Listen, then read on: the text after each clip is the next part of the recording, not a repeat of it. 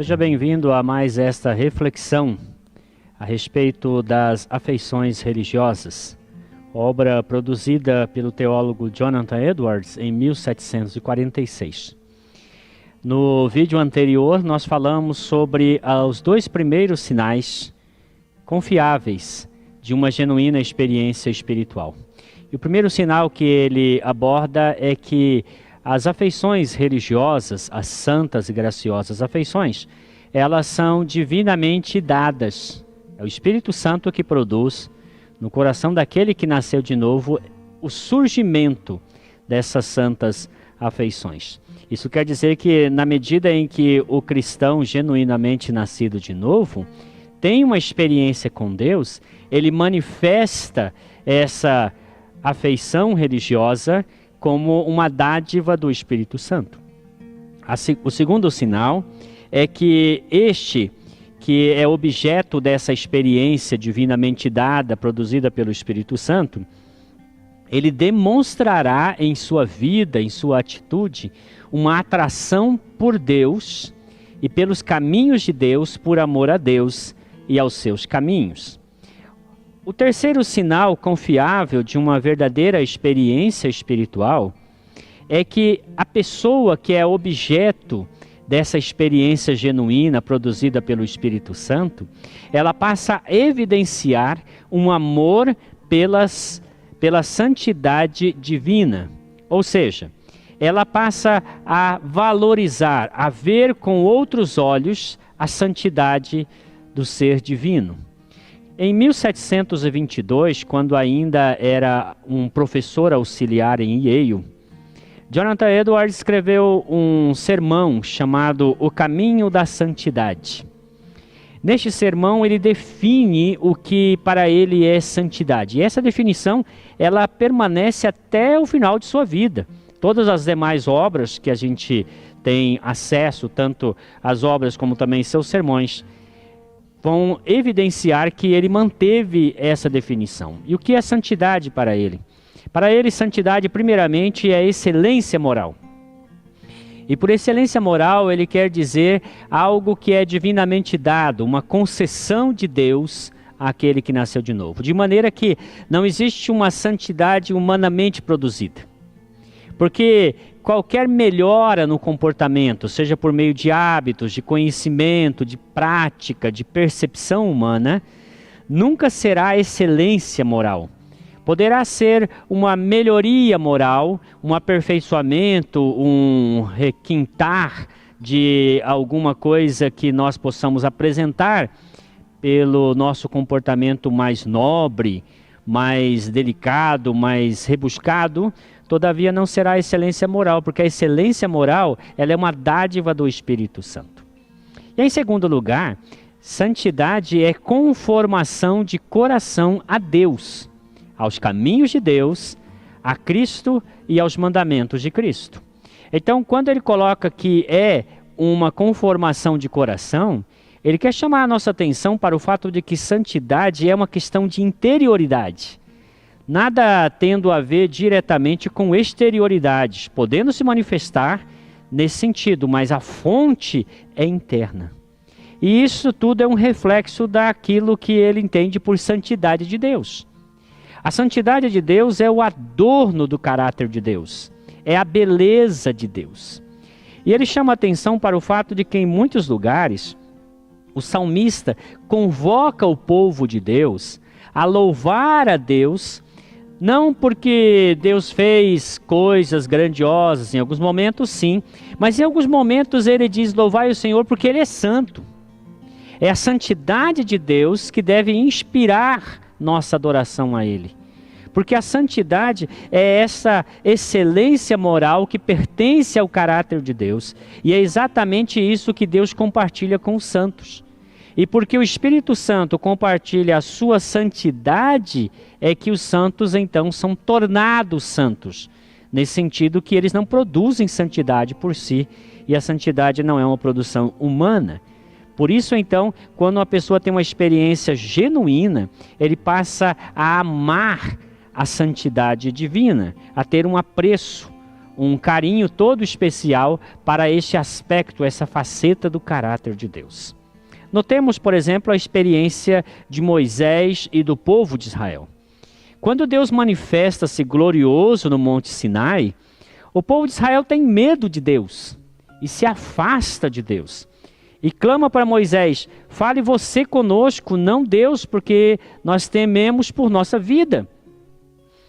O que eles não tinham entendido é que aquela manifestação não deveria gerar neles um temor, mas deveria fazer com que eles reverenciassem a santidade de Deus. Moisés é diferente.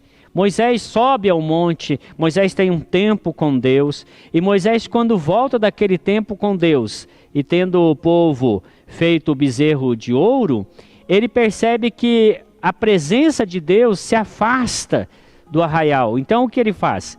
Ele faz uma tenda lá fora, porque ele tem uma atração, um santo desejo de estar na presença de Deus que é santo.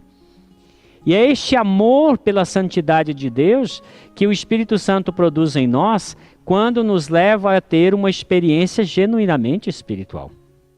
Os santos, quando eles têm uma experiência genuína com Deus, eles começam a desenvolver um paladar novo. E este novo paladar é um apetite por aquilo que é santo.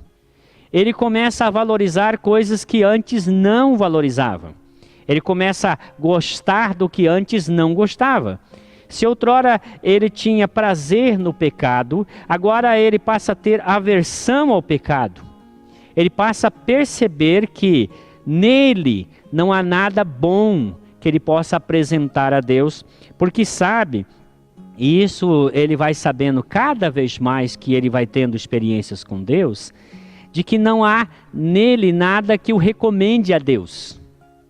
E o que acontece é que na medida em que este santo vai crescendo em santidade, a percepção dele não é desse crescimento em santidade.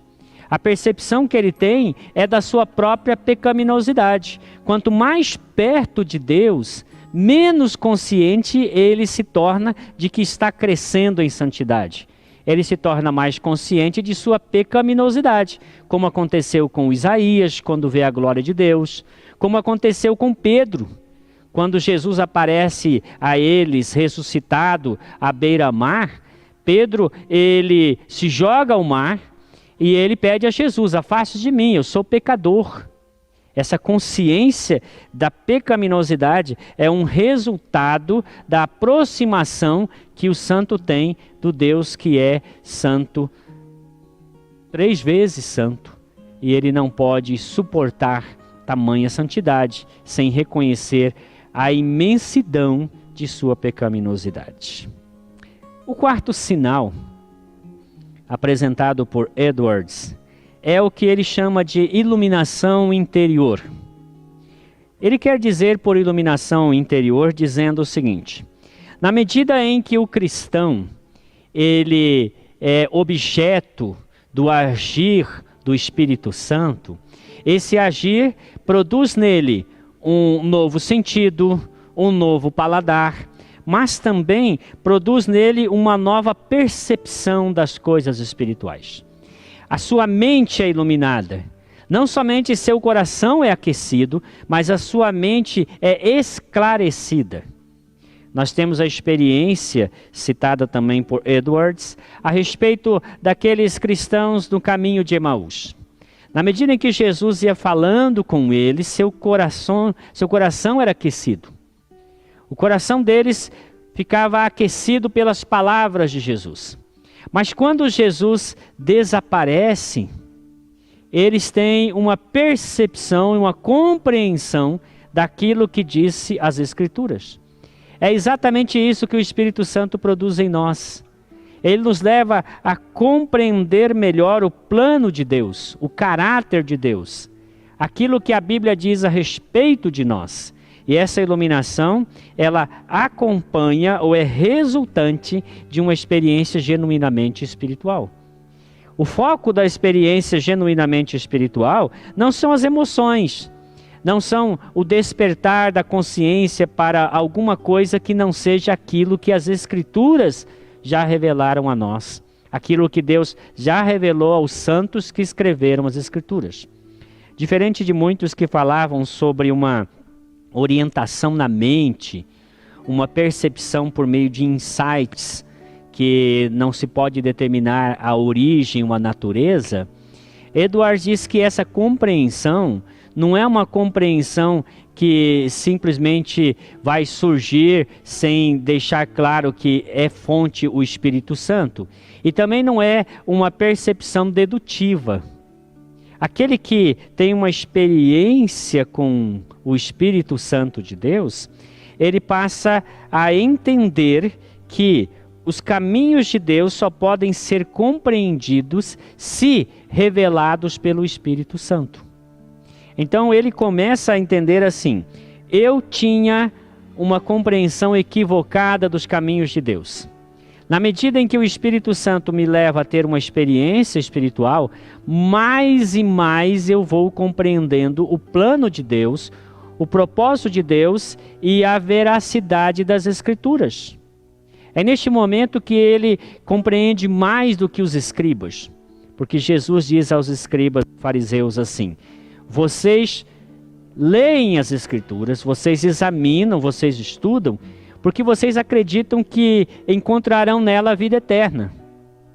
Mas aí Jesus completa dizendo assim: são elas que testificam de mim. O Espírito Santo se vale dessa iluminação do coração para que os olhos espirituais compreendam as Escrituras, a fim de que nós possamos ir das Escrituras além, da letra além e conhecer a Cristo, o Cristo revelado nas Escrituras. O salmista ora ao Senhor dizendo assim: abra os meus olhos e desvenda para mim as maravilhas da tua lei. E quem faz isso é o Espírito Santo. É Ele que nos leva, por meio da nossa consagração de vida a Ele, ao agir do Espírito, não nos conformando com o mundo, a compreender, a perceber com todos os santos a grandeza da revelação do plano de Deus em Jesus Cristo. O mistério, conforme Paulo diz, oculto outrora, mas agora revelado a nós pelo Espírito. E é nesse sentido que Paulo diz assim, que olhos não viram, ouvidos não ouviram, e jamais subiu a coração humano aquilo que Deus tem preparado para aqueles que o amam. Mas logo no versículo seguinte, ele diz assim: mas o Espírito de Deus nos revelou estas verdades. É o Espírito que abre a nossa compreensão para nós termos um entendimento espiritual. Uma pessoa pode ler a Bíblia e, usando os métodos exegéticos, com todos os recursos que possui, entender muitas coisas das Escrituras. Mas essas coisas que ela compreender das Escrituras, nunca haverá de produzir nela uma genuína experiência espiritual se o Espírito Santo não iluminar a sua mente, para que assim compreenda as Escrituras. É nesse sentido que Paulo ora a Deus pelos irmãos efésios, para que Deus lhes dê uma percepção, uma compreensão daquilo que Deus tem reservado a eles através de Jesus Cristo. Resumindo o que falamos até aqui, quando uma pessoa tem uma experiência genuinamente espiritual, ela vai evidenciar um amor pela santidade divina. E este amor a levará a desejar ser santo como Deus é santo. Haverá de reconhecer que a santidade de Deus, ao invés de nos afastar dele, deve ser o elemento que nos aproxima dele, porque desejaremos ser como ele é. E, em segundo lugar, quando uma pessoa tem uma experiência genuinamente espiritual, os seus olhos espirituais são abertos. E ela passa a compreender a riqueza daquilo que está reservado a nós em Jesus Cristo. E ele passa a entender e desenvolver uma percepção de que aquilo que foi revelado nas Escrituras é verdade. e foi revelado para que nós conheçamos a Cristo, para que, assim como diz uma antiga canção, nós possamos da mera letra além ver a Ti, Jesus. Este é o desejo do nosso coração e é o que o Espírito Santo produz em nós por meio das experiências genuinamente espirituais. Que Deus assim nos abençoe.